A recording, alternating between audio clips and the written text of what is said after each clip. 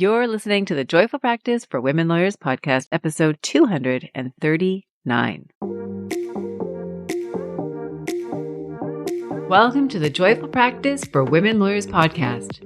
I'm your host, Paula Price, lawyer turned certified executive coach. This podcast was created to empower women lawyers just like you to create a life and practice you love. Join me every week for a break from the hustle so we can focus on you, what you truly want, and how you can create it. If you're over the overwhelm, done with putting out fires, and ready to redefine success on your own terms, you're in the right place. Ready for today's episode? Let's dive in. What is preventing you from giving feedback? As a leader in your practice, you are wearing many hats. You are a teacher, a mentor, a project manager / strategist.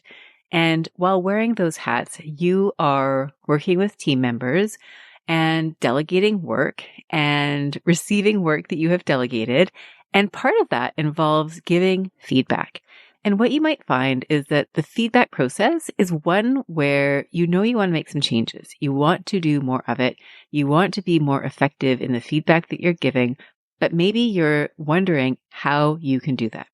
So if this sounds like you, then you are absolutely in the right place, because in today's episode, I'm going to share with you 3 very effective, practical, and relatively easy to implement strategies that can help you give more effective feedback and thereby become a more effective leader. So stay tuned. Now, before we dive in, I would love to let you know that if you're listening to this podcast episode around the time it goes live, so this is December 2025, I am putting together a group of incredible women lawyers to join me in January for a mastermind and group coaching program where you are going to focus on your leadership in the first half of 2026. So this is a program I've run multiple times. I absolutely love the women who join me in this program. This is a program that is ideal for women lawyers who have, I would say, 4+ years of experience under their belt. You are looking to really elevate your practice. What you might find is that you have been practicing for a number of years and you've reached an inflection point. So it could be you're at that 4-year mark, or it could be that you're much further into your practice. You're already a partner, and what you're finding is you want to elevate your game, or you're returning to work after a mat leave. And what you really want is to use this time as an opportunity to recalibrate, to reestablish your foundation in a more structured and intentional way. There are many women who have joined the program who have had something on their plate they just wanted to prioritize, and they knew that doing this program would help them carve out the time and space that they needed in order to get that thing done, whether it was prioritizing business development or making a really key strategic decision in their career. So if any of this sounds like you, I would love to hear from you. I would encourage you to reach out to me to learn more about the program. It is a beautiful combination of group coaching and mastermind support. There is teaching. I will teach you a concept from January to June. There's a concept for each month. And within each of those, there are 2 calls within your group. There's a cap on the group of 8 women. So it's a personalized group. It's high touch.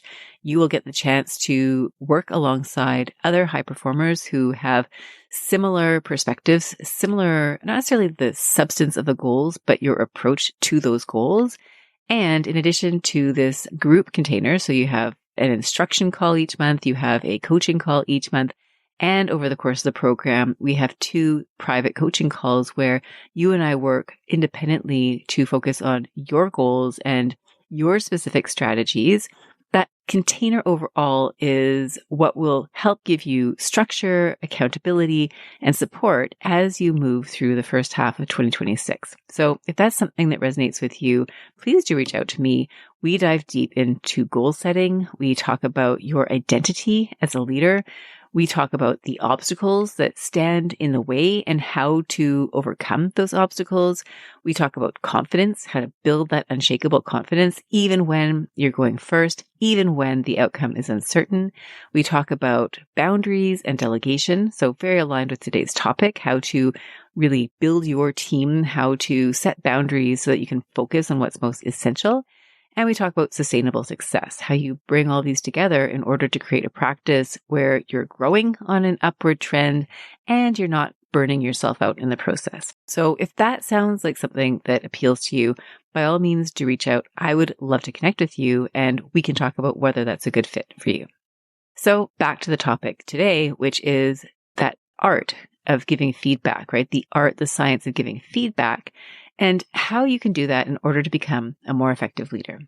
So let's orient ourselves first in this concept of you as leader. And going back to what I said at the beginning, you wear multiple hats, right? Leadership is not just one single word that incorporates everything, or maybe it is, but you know that leadership itself is nuanced and that who you are as a leader is very independent and based on you as your personality. So leadership isn't this one size fits all thing where we all need to be the same in order to be effective leaders.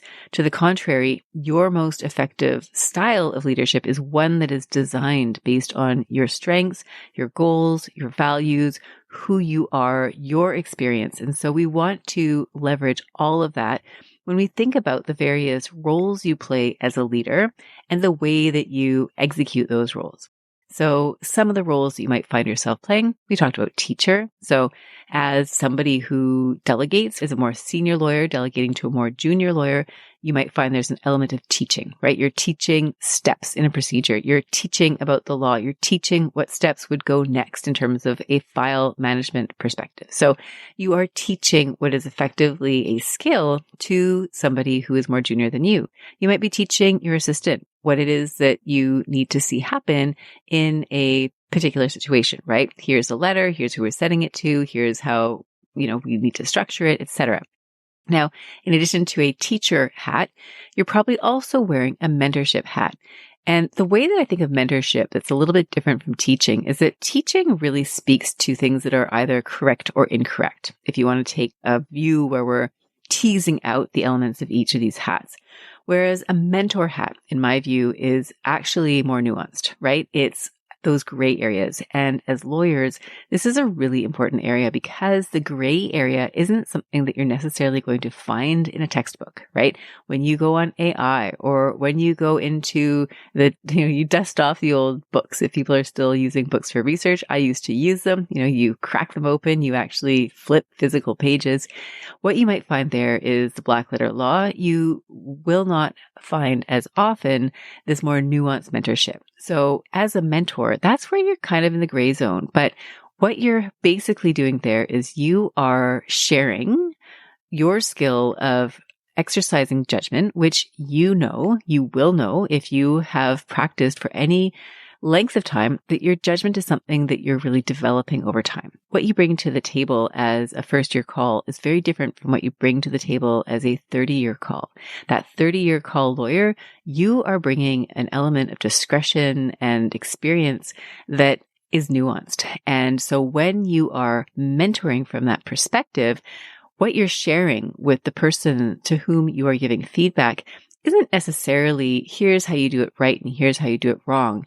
It's more of a, here's how I do it and here's why perspective. So that's another hat you might be wearing as a leader.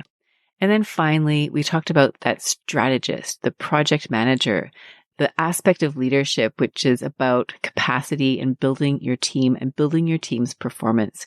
If you see yourself as a bottleneck in the execution of services to your client and what you're trying to do is expand your team, if you find that there are tasks on your plate where you think this is no longer a skill set that I need to learn more of or that I can really or should be doing, given my billable rate, given my level of seniority, I want to start hiving this off to somebody else. That's where you're really doing that project management / strategist / how are we getting the job done? And how do we increase the capacity of our team to produce more, to produce better, to produce a different level of quality of work by engaging the hearts and minds and hands and all of that of a team as opposed to it being a one-person show. So these are 3 hats. These are just some of the hats. As you hear me describe these hats, my guess is that you're also thinking about other hats that you wear as a leader. And I'd encourage you to think about that because as a leader, you are playing different roles, and what roles you choose to play are really up to you. So in addition to thinking about the hats that you're wearing, I'd also love for you to think about your style in terms of leadership. Now, if you are a parent, then you may have heard of the parenting philosophy, and sadly, I can't remember exactly where I learned this from, but the contrast between a parent who is a jellyfish parent, in other words, a parent who doesn't really have any rules, a parent who lets the child run the show, and a brick wall parent. And as you can imagine, the brick wall parent is the authoritarian. It's my way or the highway. We do as I say. And of course, that extreme is a little bit different, right? There, it's that top down. You are trying to control the child.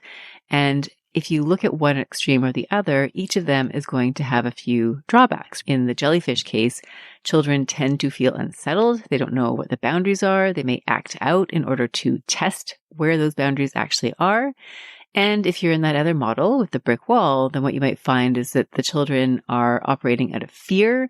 They are doing things because they are told to. They may rebel because they find that it's just too much. They can't handle all of the rules. And so what you likely want to do as a parent, what I am trying to do as a parent, and I don't always do this perfectly, but I am trying my best, is to have what others refer to as the backbone approach. So a backbone is firm but flexible. So yes, you have structures in place.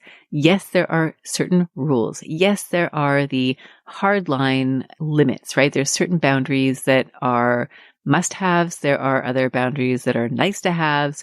And so from that backbone perspective, that flexible backbone, you've got the structure in place, but you also allow for flexibility so that it's not this black and white, it's somewhere in the middle. So as you're thinking about your leadership style, you might ask yourself, where are you right now? Are you more of a jellyfish? Are you more of a brick wall? Are you somewhere, closer to brick wall for some things, closer to jellyfish for other things? And where do you want to be in terms of your style in the execution of what we're going to talk about today, which is giving feedback? So as you can imagine, feedback plays a very central role in building your team, because it is how you communicate. It's how you help your team learn and grow. And for many lawyers that I speak with, it's a bit of a mystery, right? How do I do it? When do I do it? Where do I even begin? So I'm going to offer 3 different suggestions to help you to give more effective feedback. I'll tell you what those are right now. The first is I'm going to give you a framework for giving feedback, a 3-step process. It's simple, it's elegant, it's easy, and therefore highly doable. So we'll talk about that first. The second thing I'm going to share with you is being specific. So using specific language. The more specific the feedback is, the more actionable it is, the more precise it is, the more you're actually developing a relationship with that person so that you know what each other really wants, what each other really needs. And that in turn builds trust in that relationship. And then finally, I'm going to talk about time, how to build feedback into your practice so that it's something that you can actually do instead of something that you always push off because it is too time consuming. So those are the 3 strategies that we'll be talking about. So let's dive in with the first strategy, which is thinking about how you want to give feedback. Now, my guess is that you've received feedback. You probably received lots of feedback, whether you're conscious of it or not, whether somebody framed it as, hey, I'm giving you feedback now, or if they just volunteered the feedback. So we're all used to receiving feedback. And now that we're on the topic, you might start thinking about past examples of feedback. You might start thinking about future times when feedback shows up and how effective it is in its delivery and what's working for you as the recipient, what's not working, and how you might use that information to refine your methods moving forward. My favorite approach to feedback is to make it simple and doable. And so I like to use a 3-question approach. And the questions go something like this. The first question is what went right? Now, I like to start with what went right. I don't like to start with what went wrong, even when I'm giving feedback to myself, which I think is a valuable part of the feedback process. So as we're talking about feedback, yes, I'm envisioning you giving feedback to another human being. At the same time, you can do these exercises with yourself. Give yourself feedback. It's really great. You learn a lot from self-reflection, and it doesn't require anybody else getting involved. So that first question is what went right? And this is really key. Now, again, if you're a parent, you may have heard that expression, catch your children doing something right. And often we think of feedback as constructive feedback or criticism, constructive criticism. We think of it as a negative. And that is just one small piece of what feedback really is. Feedback is your opportunity to help somebody, to help them learn. It's a wonderful opportunity to help someone learn how to work with you specifically because each person has their own style. And so if you let people know what they are doing right from your perspective, then you are going to encourage that behavior. You're going to see more of that behavior. So again, going back to the parenting example, when you catch your child doing something right, you want to say something about that because what that does is that signals to the child and that signals to your team members that thing that they just did, it was really good and you would love to see more of it. And I will say from my experience as a lawyer that some lawyers are really good at giving that feedback. Some lawyers are really good at saying, you know what, the way that you did this was great. And that's a very strong cue to do more of it. And others are less vocal. They are less willing to volunteer that. And that can leave the person on the receiving end or the not receiving end in this case to not really know that thing was really good. And so they don't know to do more of it. So you want to catch people doing the right thing. You want to highlight what's working for you because that is going to signal to the person, hey, that thing is really effective. It's really good. Do more of it. And also it feels good, right? It opens that door to wanting to hear more information, which is really important if what you're doing is giving the next item, which is that more constructive feedback. So if you start with what's going right, and then you move into where there's room for improvement, then if you've already set the stage, that person is no longer thinking, oh, I've done everything wrong because they know they've done something right. And I've heard of studies where they do ratios, and I think the ballpark is something like 5 positives will cancel out a negative and vice versa. So you may want to weight your feedback by really emphasizing the things that are working before you dive straight into the things that are not working. Because if that list of not working is 20 and the list of things that are working is 1, then you might discourage that person so much that they're not really even able to move ahead with the feedback. So you kind of want to be mindful. You want to be honest, but you also want to be mindful of your ratios. So when it comes to that next step, you're giving feedback about things that weren't quite working out. You've got a couple of areas where you might be giving feedback. And 2 that came to mind in preparing for today were there are going to be times when you give feedback and the thing that somebody has done is objectively wrong, right? If you were marking a test, if you were marking a math test, for example, the answer would be incorrect. And for that kind of feedback, you really are teaching, right? If you go back to the hats, you're teaching somebody what's right and what's wrong. Now, there are other times where your feedback is more nuanced. The thing they have done isn't incorrect necessarily, but it's not the way that you would do it.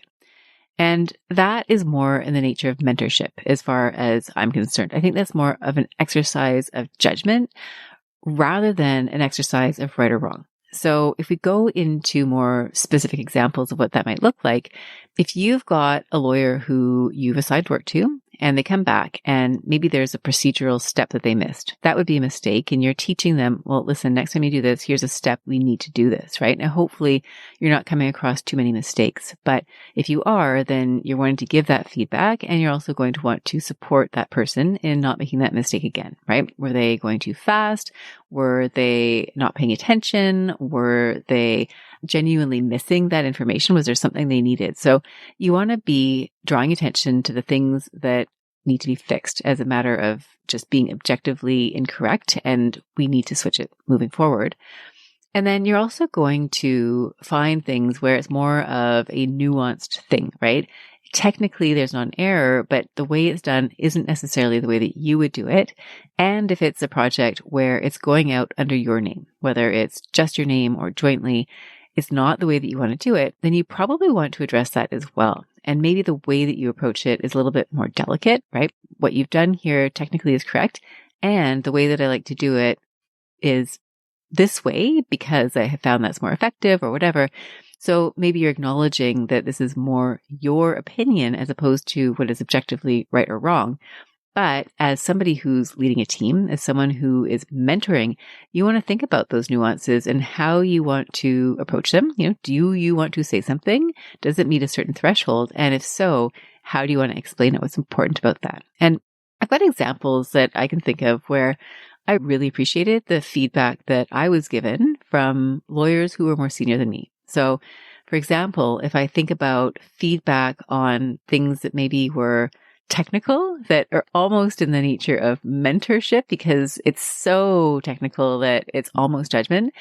Some things that stand out, a wonderful lawyer that I worked with who used to really have a persnickety bee in his bonnet about people saying, I write to advise you that, when what is actually correct is I write to inform you that. And so having had this lovely conversation with this lawyer about the difference between advise and inform, that's something that stuck with me. And so I would always default to that inform unless I was really sure that what I was doing is advising. So you want to think about that kind of thing. Are there little nuggets of wisdom that you can share? Another one that sticks with me is fulsome, a word that is commonly misused. And so knowing the true meaning of fulsome before using it in a sentence. And so that was really one of those, it's almost, right? It's technically it's incorrect, but it's so nuanced. It's almost in the realm of mentorship. I love those. So you might think about what you know as a practitioner, what you have learned over the years that maybe has been a tough learning. You can share with somebody that they're going to hold on to, and that's something they're going to put into their toolbox and apply going forward. Now, there are other cases that are a little bit more nuanced, right? This is where you get into something that might be more of in the nature of mentorship because it's not technically wrong, right? So I can think of a lawyer who once was giving feedback on the way that I actually approached them about, I think I was asking about something and they said, before you ask for X, in this case, you really do need to deliver Y. So before you ask for the next step, you need to have produced the thing that is outstanding. And so I thought that's really interesting. And I try to do that, right? If I'm following up with somebody, I try to make sure that I've taken care of my part before I ask for their part, right? So that isn't technically incorrect. That is more of a mentorship thing. So if I think about the way that I write emails, for example, I have a bit of a formula that I use where I'm deliberately trying to create a certain tone in my emails. Now, is it incorrect to write an email that doesn't contain that tone? Absolutely not. There's nothing technically incorrect about it, but I've learned that if I put a certain nuance to it, then my communication is more effective. So that's what I mean by the mentorship versus teacher distinction. Sometimes there's a nuanced way to do something, and you might really help somebody by sharing your approach. Now, of course, this is also where things can get a bit persnickety, right? We've all had the experience of working with somebody and they're never happy. And one day they want but, and the next day they want however. One day they tell you it's correct. The next day it's wrong. Sometimes they give you an idea and encourage you to run with it. And then you run with it. And then they tell you it's a terrible idea, even though the idea originated with them. I mean, we've all been there. And so we're all very mindful about not being that person. So you want to weigh your feedback against some measure, right? You want to be thinking, is this helpful? Does this make sense? And you want to be confident as the person giving the feedback that this truly is helpful. This is truly furthering the objective of creating a better work product for your client, etc. And also don't talk yourself out of giving that type of feedback if it would be truly helpful. So then we talk about that third. So those are sort of two types of feedback that might be constructive, right? It might be difficult to deliver. So in that respect, when we're thinking about that 3-step process, you've set the stage by sharing feedback that is positive. Here are the things that went right. You're sharing relatively direct feedback about what didn't work. I think it's always more helpful to be relatively direct. You don't have to be mean. You don't have to be unkind. You don't have to be unfriendly. None of that. But you want to be direct. You want them to understand what it is from your perspective that isn't working. And then from there, you can move to the third part of feedback, which is deciding what comes next. So this is a really great step because what it does is it sets you up for next time. And if you think about feedback as being part of a learning process, you're really setting the stage for the next time that person does the same task for you or a similar task for you. They now know better how to work with you. They know better how to do that task, regardless of whether they do that task with you. And something you can also incorporate, and I would encourage you to incorporate into this 3-step process, is to have the person to whom you're giving feedback also evaluate. What did they think went right? What did they think wasn't maybe 100%? And what would they do differently next time? So feedback we often think of as this one-way street, but to me, feedback really is an iterative process. You want to learn from the person to whom you're delegating as much as you want to share what it is that you have in terms of your opinion with them.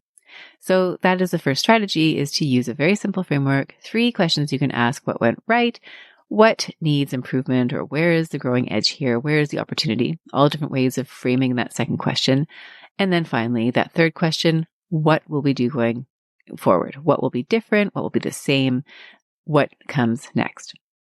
Now, the second thing that I wanted to share with you in terms of giving feedback is the specificity of language. Now, there's nothing that I love more than to see this lawyer punches way above their weight class, or this lawyer operates way above their level of call, or this lawyer is a superstar. This lawyer is outstanding. I love to hear that because I love what it means. That person is doing really well.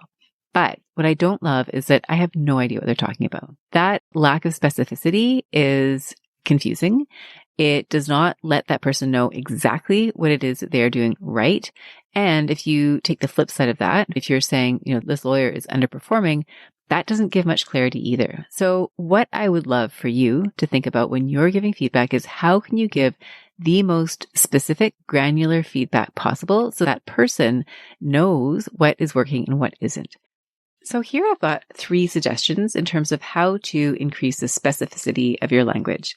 The first is to use a scale of 1 to 10. And then by using that scale, drill down into why you reach that number. So the way that would work, for example, is, let's say you had somebody prepare a draft argument for you. And what you might ask yourself is, okay, if I was marking this draft argument on a scale of 1 to 10, what score would I give it? And maybe it's an 8 out of 10. So the next question you would ask yourself is, what is it about this draft argument that warrants an 8? And that is where you're going to start to see the specificity. It was well organized. The language was persuasive. The cases used were on point. There was not a lot of extra information. I had no trouble following it. By the end of reading it, it's very clear to me where this case should go.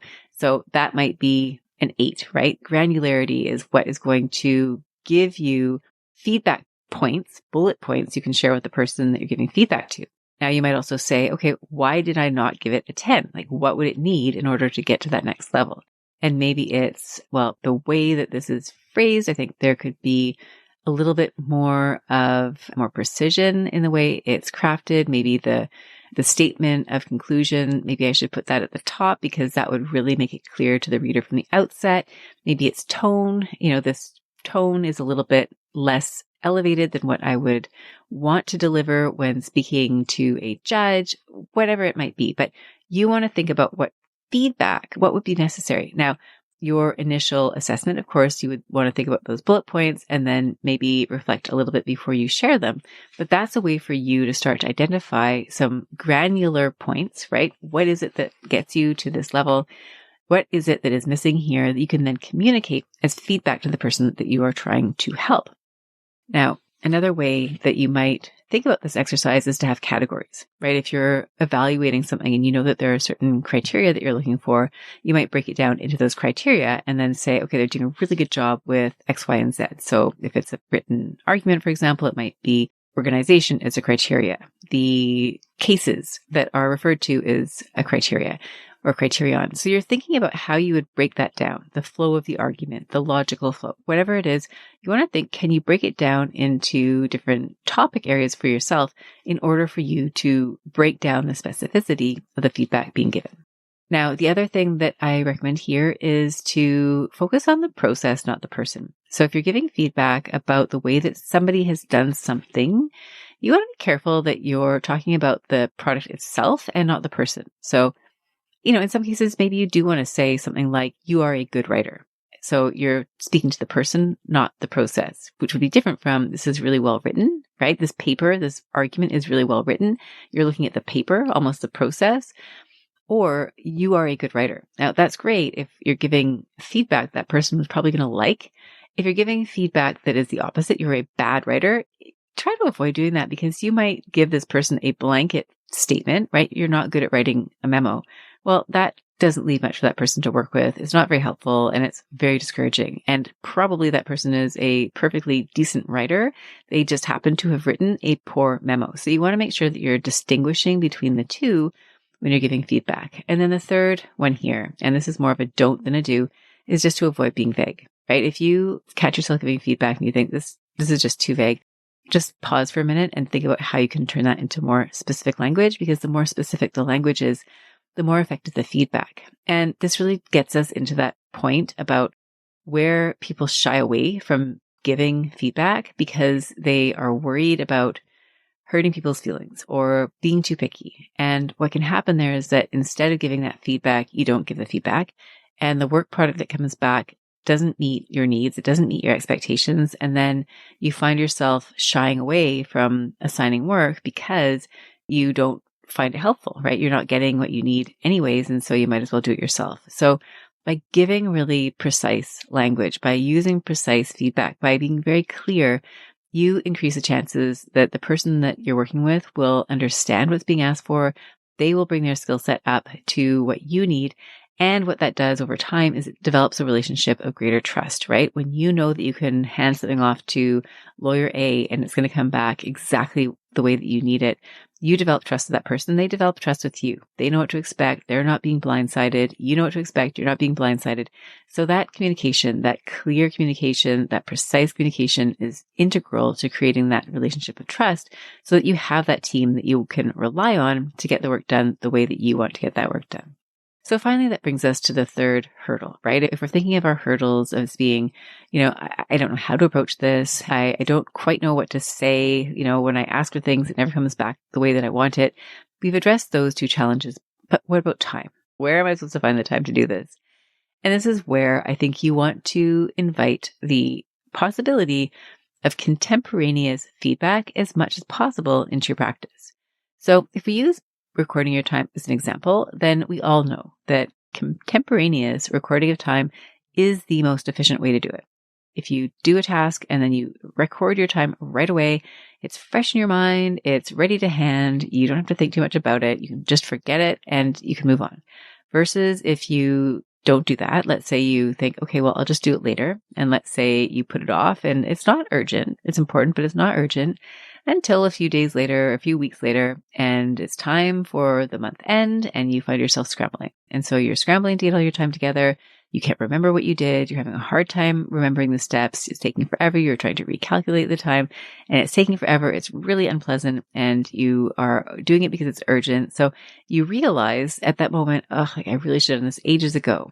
And feedback can be the same way, right? If we wait until a yearly performance review to give somebody feedback, then you're missing out on opportunities 364 days a year, 365 days on a leap year to give somebody some really constructive information that could really improve your working relationship with that person. So my invitation then is to think about how you can make feedback, the process of it, contemporaneous and a relatively light add-on to what you're already doing. So for example, that might mean that at the end of a task, when somebody delivers a project or you've been delivered a project, you've reviewed a memo, you've reviewed an argument, and you are now turning it back to that person for the next iteration, or you're about to send it out to the client, you might pick up the phone and say, listen, just a few quick words about this project that you just did. Here's my high level feedback. If you want to go further, then, come and ask me some questions about it or something like that. Or maybe even at the beginning of a project, you might say to them, hey, listen, I'm going to assign this work to you. I'm open to giving you feedback if that's what you would like to receive. Can you give me some thoughts in terms of what you might be working on, areas where I might give you feedback? So these are ways to build it in so that you are not leaving your feedback till one big session where you feel like, oh my gosh, I have to do this big thing. I have to review their work and come up with all these ideas, and it's going to be this big process. If you build it in as you go, then it becomes a lot more natural. Other areas where you might want to build in feedback is after a big project, right? If you have a trial and you want to do a big debrief, I know a lot of lawyers do this. I think it's great practice to sit down after the court application, after the hearing, after the trial, after the closing, right? And just sit down with your team and say, okay, what do we do really well here? What do we want to do next time? Maybe you think about, okay, where were the areas where we had hiccups? And invariably, there are going to be things that went sideways. So what were they? Can we do something to prevent that from happening again next time? So you want to be intentional. And then you also want to use that as an opportunity to really give people that pat on the back, right? Hey, there's some things here that you did really well. And you want to foster the fact that you're having that communication in the first place. The more you give feedback, the more you are open to receiving feedback. Ask them, how did things go from your perspective? Like, how did you find this process? What would have been better from a leader's perspective, from my perspective, to make your job more seamless, to make this transaction go more smoothly? What would you like to see more of on my end? So if you can have that open exchange happening, then you've got this really great wealth of information, this communication going back and forth. You're building trust, you're building a better system, and all of it is coming from that feedback and that willingness to give feedback, that willingness to ask for feedback. So that's what I've got for you today. And I hope that in listening today, you've sparked some ideas internally about how you can incorporate more feedback into your practice, how feedback is going to help you be a better leader, whether it's a better project manager, a better teacher, a better mentor. What stuck out to you here? If you would like to take this work further, if you'd like to talk more about how we can apply this specifically to you in your practice, how you can really elevate yourself as a leader by using feedback and other tools to build that trust with your team, to build the capacity of your team, to build your capacity as a leader, then by all means, I would love to hear from you. Reach out to me. We can do that in one of two ways at any time, one-to-one. I do individual coaching. I absolutely love having these conversations with lawyers where we get to dive into your practice. We get to see where your blind spots are, where your obstacles are, and figure out ways around them. And if you are listening in December 2025, or maybe even the beginning of 2026, and you are interested in doing this in a group alongside other lawyers who are high performers, who have relevant experience to you, who are there to learn and grow together, then reach out to me, because I would love to talk to you about joining my group coaching program and seeing what we can accomplish together over the next 6 months from January to June 2026.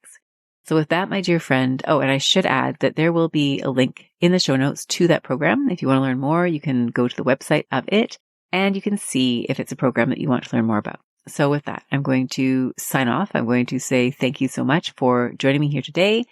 And I look forward to reconnecting with you again next week. Bye for now. If you enjoyed today's show and don't want to miss an episode, subscribe and follow the show wherever you listen to your podcasts. If you haven't already, please leave a rating and review. Your feedback will help me create a podcast that's tailored to your needs and goes straight to the heart of what matters to you. Thank you for listening to this episode of the Joyful Practice for Women Lawyers podcast. If you want more information, visit www.thejoyfulpractice.com. See you next week.